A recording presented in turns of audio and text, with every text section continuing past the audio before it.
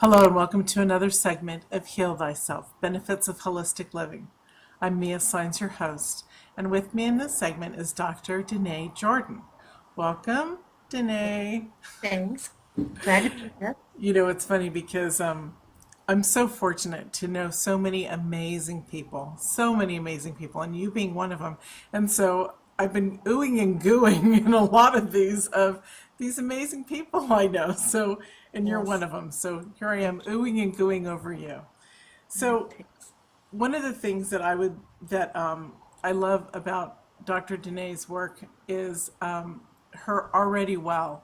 But before we get into the already well, I want to. Oh my God, there's so much I want to tell you. She has this amazing play out. Oh, there's so much stuff. But I want you to share with us, if you will, just a little bit about your background journey that brought you to the discovery, which is part of your play, that brought you to this discovery of the already wellness within yourself. Okay. I had, like so many of us, gone through trying to be successful, having gone to school in a million different schools and having been a professional dancer and having attempted and actually succeeded at lots of things. And still, Mia, no matter how hard I tried, I had a sense of emptiness in my life, a sense of not quite being able to accomplish that I wanted. And I realized that the way that I was doing, the way that I was trying to feel better wasn't working. And that the way that the fighting, the struggling, the self-criticism, looking for the latest meditation, joining ashrams and so forth, for really a number of years, the way to go. Because the whole time I was inadvertently supporting the idea that the way that I already was somehow not enough. And so, just like many of us, my life brought my whole struggle to a head through depression and illness and so forth. And finally, I had to concede that the what I needed to do was surrender, and that when I could find my genuine beauty, when I could find my strength as a human being first, it became all the things that I wanted to achieve were secondary to that. So it wasn't like I needed to be successful to be happy. It was more like the other way around. I needed to find my happiness in order to be successful. And that's really the way it is. And it's amazing you found it. And people are going to go, oh, well, yes, she's, a doctor of psychology. Of course. Of course she'd know that. But truly, it's not just, people with a higher education like that can actually discover this. It's for everybody. Right. And sometimes I think having a higher education and so forth can actually be a trap.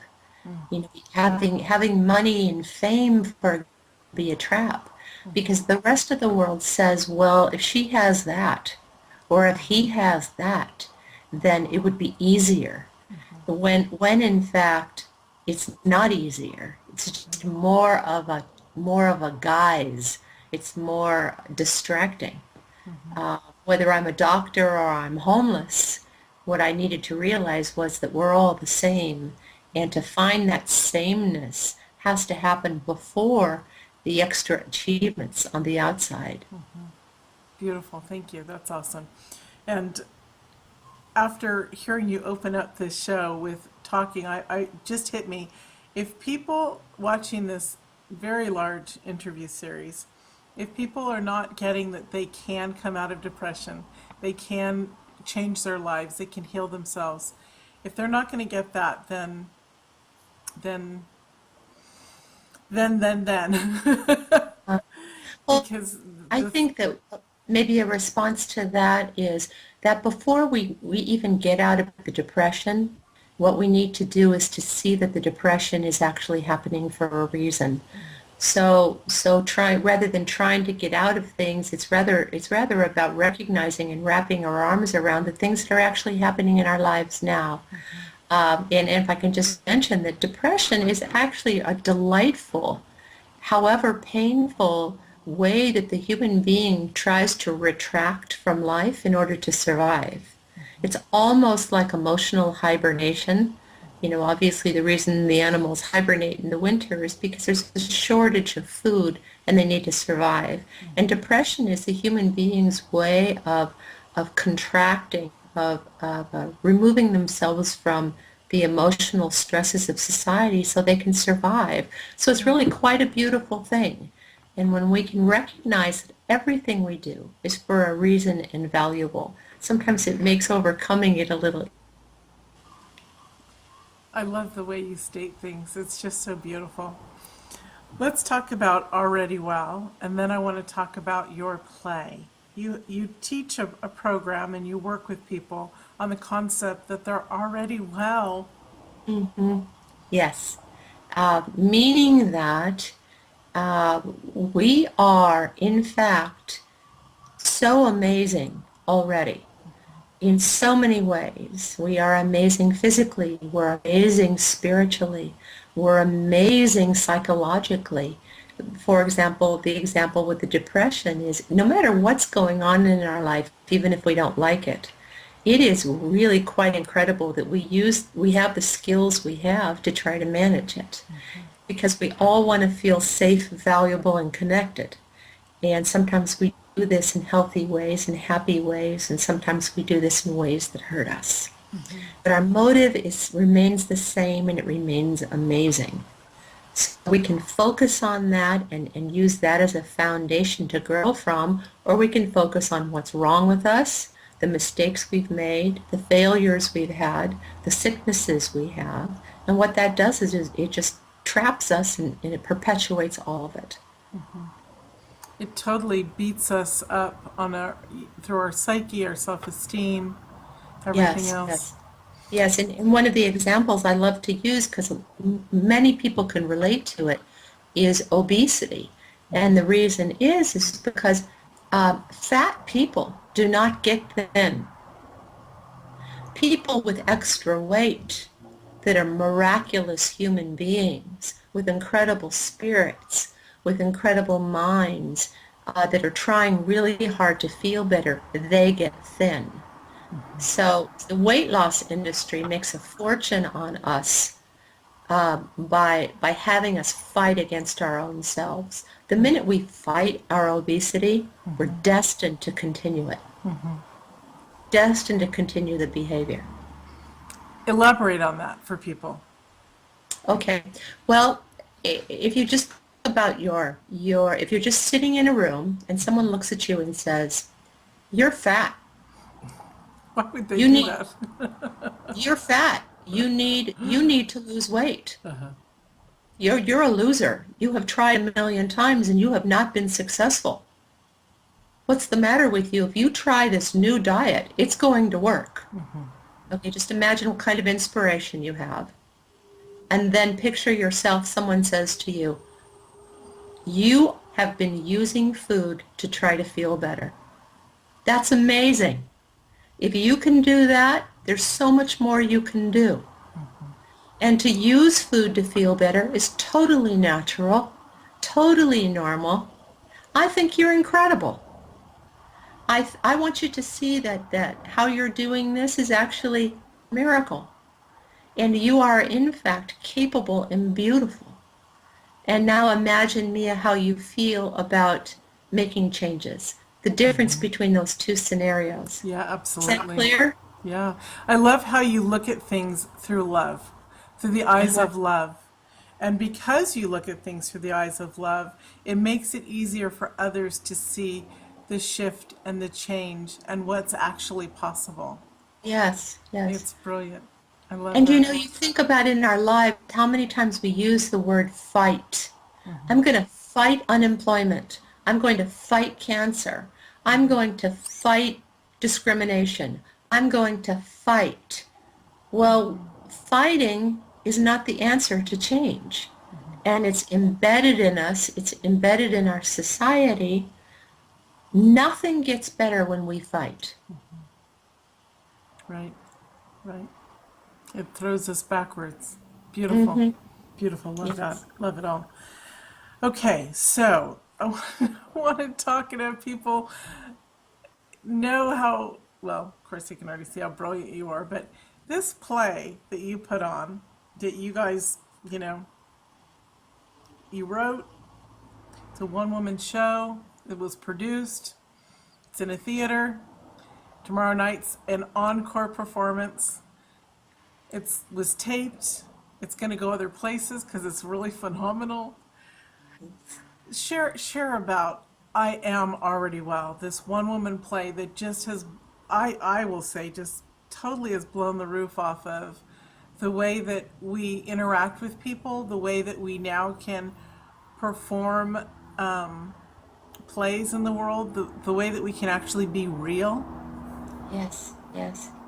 The play came from my own experience with Already Well. And I think I did it because I really demonstrate the challenge involved. Because all of us have heard, gee, you need to make friends with yourself, and we all nod our head and say, yeah, I know. And we all know that our self-esteem is important. But to really, the play demonstrates my experience with really having to look at my experience with fighting, with struggling, with the criticisms I make of myself, with the judgments, the hostility that I actually really have for myself on the inside. So what I did in the play is I identify 5 specific characters that I have been fighting my whole life. It's my vanity, my anger, my criticism, and my wounded child inside. And I identify these characters, and rather than fighting them, I make friends with them in the play. I demonstrate who they are. I can make the audience laugh with them and also cry. But I make friends with them, and I thank my anger, and I thank my critic. I thank my child. I thank the parts of me that I have worked so hard to work against. I'm joining with them. I'm embracing them. And what happens in the play is they lose their power over me. And the wise part of me, which is always there, wakes up. And what I say in the play is, she was always there. I knew her with all the working and fixing I was trying to do. So it's my experience with that, and then I share it with the audience that if I can do this, anybody can. That's the amazing thing is those who have crossed over from one point to another and see a pathway, as you will, know that others can come along too and do it. You know, if I can do it, you can do it. I Yes. think, and the way that you show it is totally brilliant. I really wish everybody would see a clip right now. I mean, it's just, it's mind blowing. You come out with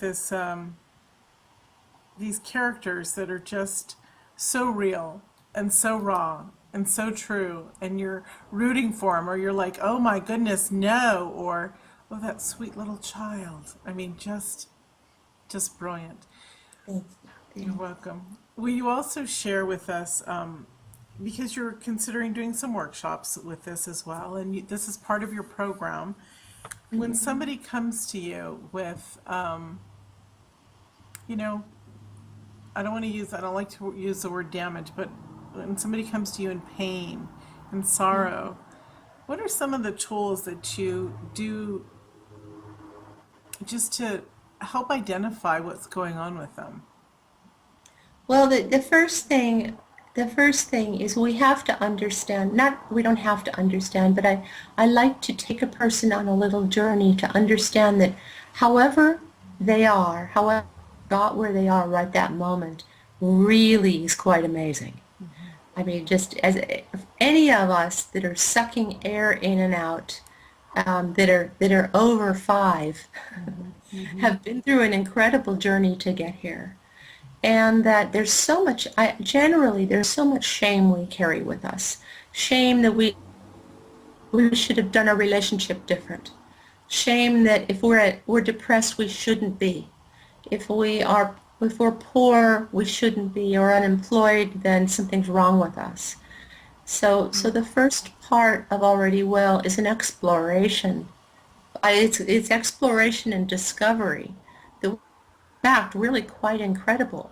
And then as we understand that and really can take a look at it, really breathe it in and accept that we're amazing, then we can use what we have to move forward. We can gain new skills, we can try new things out, we can address our characters that are holding us back, that are saying, you know, you're not worthy, you don't deserve, or you will always be poor, you will always be sick. Um, so then we can actually address our characters, and I very much believe in practicing skills. So therapy, what happens in an hour of therapy is practically irrelevant to what needs to be happening outside of therapy. And outside of therapy, we're always in our judgments, our inner critic, our that kind of stuff. Unless we've worked on it and can know how to not be that way, we've practiced, or how to bring ourselves back out of it. Will you talk a little bit about shame? Yes, we learn shame. And from a real clinical standpoint, what shame is shame is like us internalizing our parents. Our parents and our society, our upbringing, shame is used to keep us from doing certain behaviors, or shame is used to curtail certain behaviors and encourage other ones. And so what ends up happening is we end up absorbing it, and we take it on, and we walk around using these tools to manage our lives. Shame is something that we use on ourselves and other people to control us and to control other people. And it works. It's quite successful. We can do all sorts of create all sorts of control through shame. But the problem is that it always ends in depression and sadness, or anger and frustration. Yeah. Well, so that just automatically made me segue into, will you talk about forgiveness? hmm Yes, forgiveness. Forgiveness first is understanding, and when we can understand our humanness, understand our own humanness, even the darkest things we've done, we understand our own humanness. What it does is it opens our heart to understand the humanness of other people, and and this is difficult. It depends upon how liberated a person wants to be. Because blame can feel very safe. As long as I'm blaming myself and other people, somehow I feel like I have control over a situation when in fact I don't. But all of our motives for everything we do is to feel safe, valuable, and connected. And when I can see how I've done things in order to feel that way, I can forgive other people for doing things so that they would feel that way too. And forgiveness doesn't mean I like them. Forgiveness doesn't mean that I like what happened, or that I like that I or that I agree with what happened. But what it means is that I understand what happened, and I'm willing to let go of the power it has over me. It's beautiful. I was going to ask you, because you deal a lot in self-love, I want to ask you two questions. First, first I'll go with the self-love. What does self-love mean to you, and how can people arrive at it or derive to it? Well, self-love means for me first, and I'm hoping I'll evolve past this point, but right now, self-love means for me that I accept my humanness, and that I don't make judgments constantly for the nasty thing I think about somebody, or for wanting to flip somebody off on the freeway, or for, I come from an Italian family, we have hot tempers, for the things that I do where I want to say, oh, you're so spiritual, you shouldn't be doing that. For the time that I feel afraid that I don't have enough money, for the time that I'm embarrassed because I may have said something stupid, is to just simply have compassion for my humanness. Now, I will say, Mia, that people get really nervous because they say, if I have compassion for my humanness, then I'm never going to overcome this bad habit I have. And I think it's really important to clarify that point. Well, if I have compassion for my alcohol use, or I have compassion for my overeating, I can't because I'll get stuck with it. And what people don't see is that it's when we hate it that we're stuck to it. It's the compassion for the way we are that actually liberates us to move forward. And that is very counterintuitive in our society. So self-love means for me that I practice consciously to have compassion for myself. Wonderful. Now, what about universal love? Some people get love so confused. They think they have to go up and hug and kiss each person that they see on the street, that means love, as opposed to what what what do you how do you see love? I say forget that. I say that we are a combination of mammal and spirit. We are living inside bodies that have egos. I think that most of us would pick up a gun if someone came into our house to hurt our loved ones. I mean, maybe some people wouldn't. I can't tell you I wouldn't if someone came to my house to hurt my children. So I have to have compassion for the part of myself that's a mammal. And I think that what we do is we lose. We're 70% mammal and 30% spirit, or we're trying to be 90% spirit and 10% mammal. And both of those are not going to work. We need to find a healthy and loving balance between both of those parts of ourselves. And as far as the universe goes, this universe is not going to change overnight. It's going to change a little bit at a time, and I think it really does start with my relationship with myself. You brought up the word ego. I'd like you to talk about that because some people are confused about it, some people are scared by it, some people are not. Right. I have an ego. And I think when we don't admit we have an ego and we don't just wrap our arms around it, then we are in a lot of pain. I've been in a lot of spiritual paths and I have sat in a lot of meditations for a lot of hours to overcome my ego. And the funny thing is, when I stand up, there it is. So how about just accepting that it's there? You know, I want to look good. I want to drive a nice car. But I need to balance it with the other parts of myself. And finding a balance between my mammal and my spirit is really what Already Well is about. Now the combination, how would you suggest, because I love this, I talk about this in my work. I love how you say, and I don't use these terms, but I love how you say mammal and spirit. I say body and soul. So will you share with us how people can be more connected to their, 100% of each or 50% of each for balance? How they Right. can, I call it marrying the two together. How can you share with people how to marry the mammal and and the spirit? Well, I think for me, when I mentioned Already Well, the exploration, there's a few questions that I think are really important to ask when we're looking at our mammal or our body, our ego, and that's that what is getting in my way? What do I keep attempting to do that keeps reappearing? What is it that my repeated problems with money, for example, or my repeated interpersonal relationships? We look at that and we start identifying our characters. Well, what part of me keeps emerging that protecting me? There are self-defenses. We look at our self-defenses, that's our body. That's our mammal self. And when I can really recognize those parts of myself and make friends with them, with love, Yeah. the wise part of me is already there. My spirit is already here.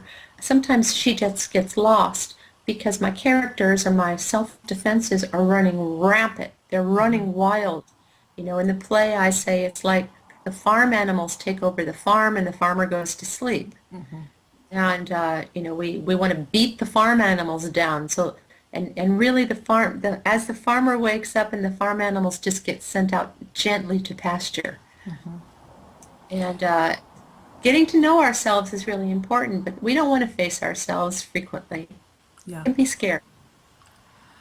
But really, when we do, it's one of the most magnificent journeys we'll ever take.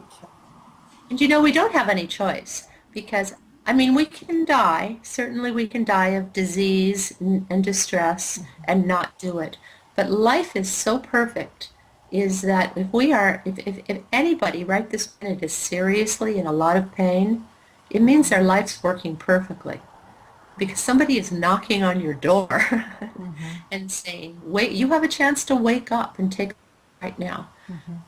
I mentioned, of course, that I'm a cancer survivor. Okay, if we don't listen, someone just, God or a goddess or however you want to say it, just keeps knocking on the door, louder and louder and louder until we have that huge, horrible car accident, or we lose a loved one, or we, eventually we're not going to be let out of this world without being given an opportunity. And if we still don't take the opportunity, guess what? You're coming back. Gonna say next life. Exactly. Repeat. Right. Have fun.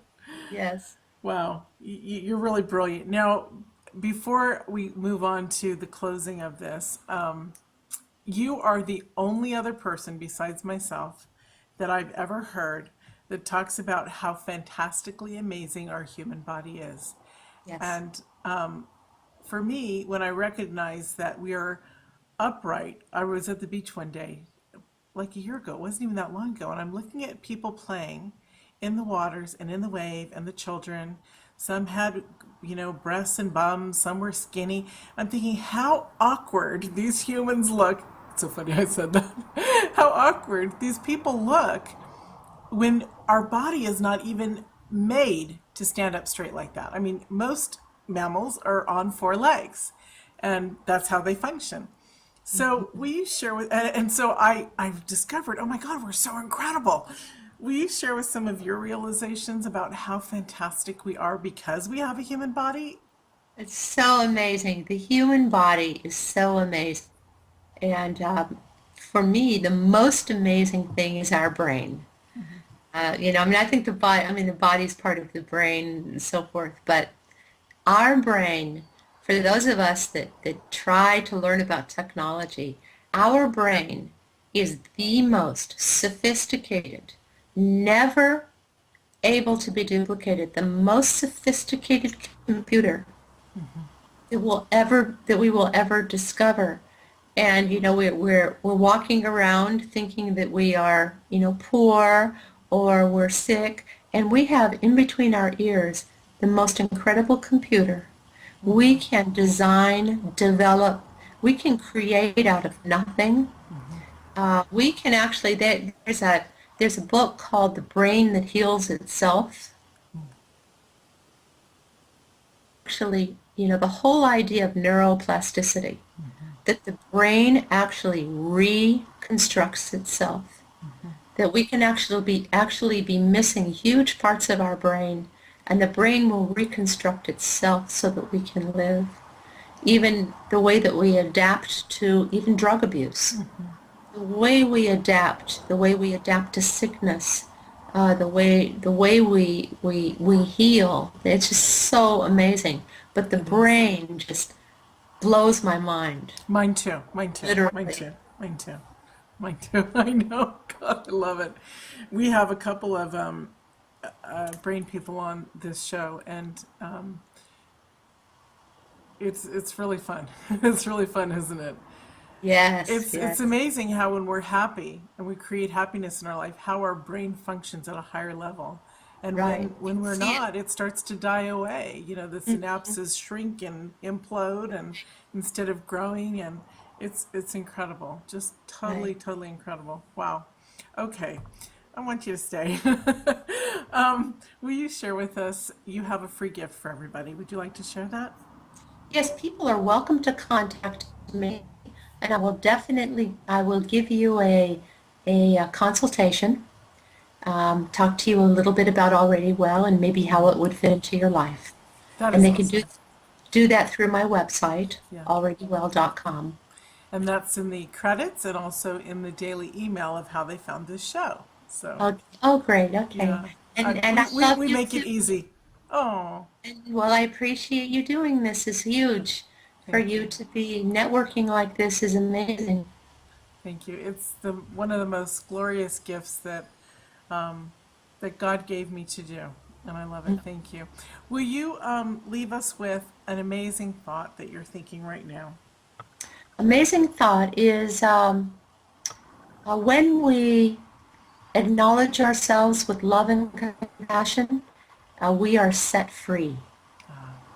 It's beautiful. That is beautiful. I love that. Thank you. Thank you so much, Denee, for joining us. You're just always awesome. Love Thanks, it. me.